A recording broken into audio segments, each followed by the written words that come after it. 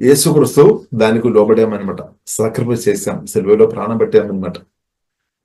తర్వాత ప్రియులారా, మనం చూసినట్లయితే ఎన్నో మేళ్ళు అదే మనం చూస్తున్నాము. ప్రకటన గ్రంథం మనం చదివాము. ప్రకటన గ్రంథంలో 20 అధ్యాయం మనం ఈ రోజు చదివాము. దానిలో మనం చూసాము, మొదటి పునరుద్ధానములో పాలుపొందు వారు ధన్యులు. ఎలాగే మొదటి పునరుద్ధానములో పాలు పొందాలి అంటే ముందు సాక్రిఫైస్ జరగాలి. హల్లెలూయా. తర్వాత మనం ఈ రోజు ఆ ప్రకటన గ్రంథం 20 అధ్యాయములు మనం చదివాము. 1000 ఏళ్ల పరిపాలన గురించి రాయబడింది.